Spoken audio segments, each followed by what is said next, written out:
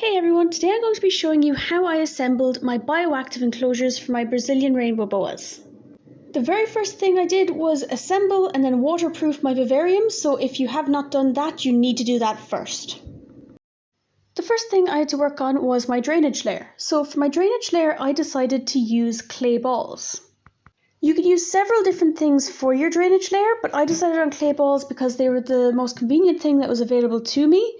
They were the cheapest, and I know they work well. They're more lightweight than gravel, and they were easier for me to find than stuff along the lines of egg crate.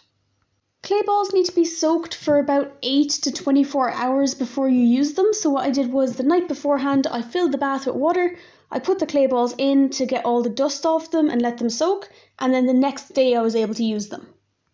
The reason there's a tarp in the bath is because I didn't want to risk them scratching the bath because they are clay. They're basically like small, very round rocks. So I didn't want to risk them scratching the bath, and then because they're kind of a reddish brown colour, I also didn't want to have to be scrubbing my bath for ages to get the colour out. Roughly 12 to 14 hours later, I'm not quite sure how long, they were good to go, and I decided to drain out all the water so that I could put them into the bottom of my Viv and use them for the drainage layer. The easiest way for me to do this was to use a sieve. I let the water drain out of the bottom and then I just put them in a basin so I could transport them from the bathroom to my bedroom.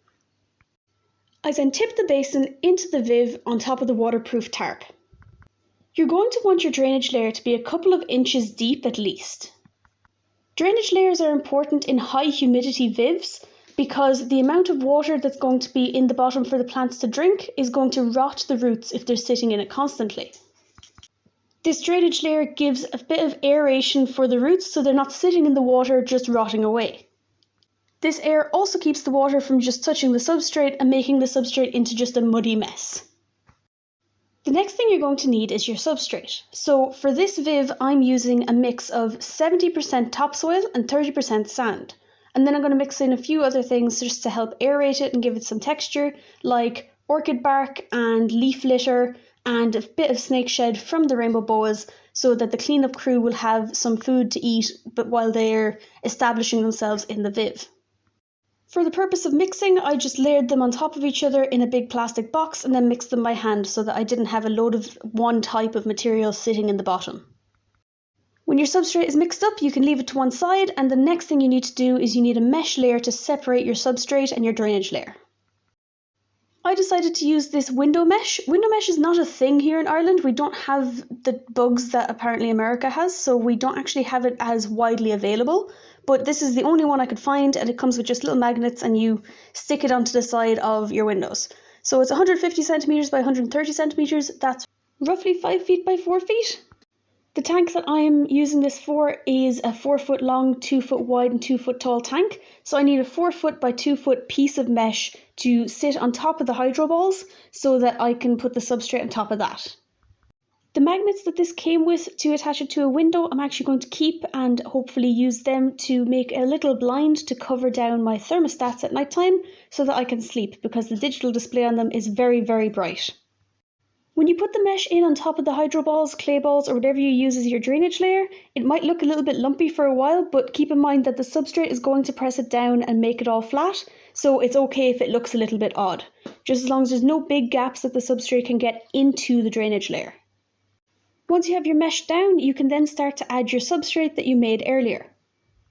When adding your substrate, make sure you do not block the vents, because this is obviously an important place for airflow, and you can pile it up deeper in areas that you don't have a vent. So for example, directly underneath the deep heat projector here, I've got really thick substrate, whereas down where the vents are, I've got a much thinner layer of substrate.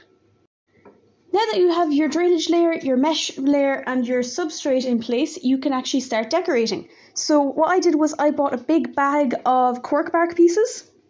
Cork bark can be very expensive if you buy it in individual pieces, but this entire big bag cost me, I think it was €40. I do not know what that is in dollars, I'm sorry.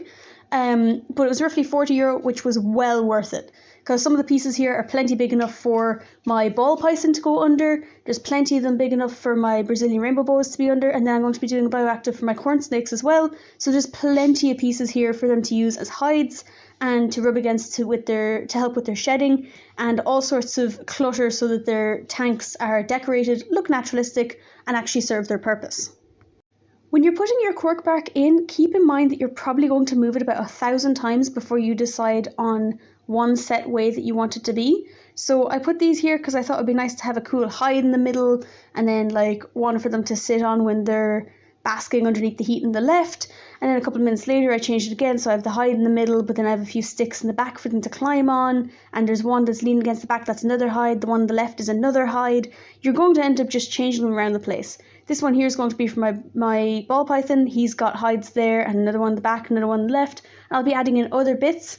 One of the things that I would like to add, but I do not have at this time, is some slate. Slate tile is brilliant to put underneath your heat source because your reptile can then sit on it after it's heated up, and it'll be like they're sitting on rocks after they've been in the sun all day. When you're happy with your cork bark, you can then add your plants. So I've got a pretty nice fern in this tank here, and any of the little dead pieces that were on it from my lack of a green thumb when I kept them, I just scattered around the place because they're safe for the reptiles, the cleanup crew can eat them, and it just makes it look a little bit nicer in my opinion. I will be doing a video on safe and unsafe reptile plants, and also a video on how to properly clean and sterilize a plant that you're going to be putting into a setup. But right now I do not have it out because I don't have all the information I need, so I'm sorry, but you're going to have to wait for that one. When you're happy with the positioning of your cork and of your plants, you can then add in your cleanup crew. So for cleanup crew, I'm going to be putting in isopods that I'm going to have to get later on from my isopod colony. But for now, what I can put in are springtails. So springtails are the essential thing for any bioactive. They're the very, very small white bugs you see running around there. They clean up mold, they clean up any feces, they'll eat any shed. They basically keep the entire thing clean and stop it from becoming just a mess of bacteria and mold. They reproduce very quickly, so even if you've got a really big enclosure and you only buy a few, you can just give them something to munch on, like the leaves I left around the place, and they'll multiply themselves fairly quickly. I also added in some mealworms, some mealworm pupa, and some darkling beetles so that they can also establish in the tank and eat any of the snake feces and sheds, etc. very quickly. Once you're happy with the layout and design of your tank, you can then leave it to establish. So this gives your cleanup crew some time to increase their population, and it gives your plants some time to root so that they're more secure when you add in your animal. I actually ended up adding in some pieces of bark that I scavenged and some moss that was stuck to the bark before I ended up actually adding in the two Brazilians. Tupa here immediately started exploring the place despite being in shed, whereas Yassi went into the corner and kind of hid underneath the hot side, so you can't see her from here but because of the misting on the glass, but she's just over there in the corner just underneath the piece of bark underneath the deep heat projector, where she's staying nice and warm, but you just cannot see her right about there. Currently both of the Brazilian rainbow boas are in the same tank because I'm hoping for them to breed. So when breeding Brazilians, you actually tend to leave them together for several months at a time, just to make sure that the male and female do pair successfully, and that she does end up becoming gravid or pregnant, because they give birth to live babies, not eggs. So that's it for this video. I'm actually going to be making more videos along the way to do with bioactives. I'm going to have one specifically about the different types of substrates you can use, one specifically about different plants that are safe, and then different drainage layers that you can have, etc, etc. So I'm going to be covering each of the topics in more detail, but just while I was setting this one up at the time, I figured I might as well make a video on it and show you guys the Brazilians getting their upgrade. If you have any questions, please feel free to leave them in the comments below and I will do my absolute best to help. Thank you for watching.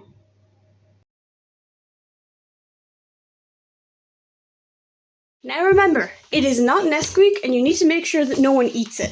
Because if they eat it, they're gonna... Alex, for God's sake! There, that should work.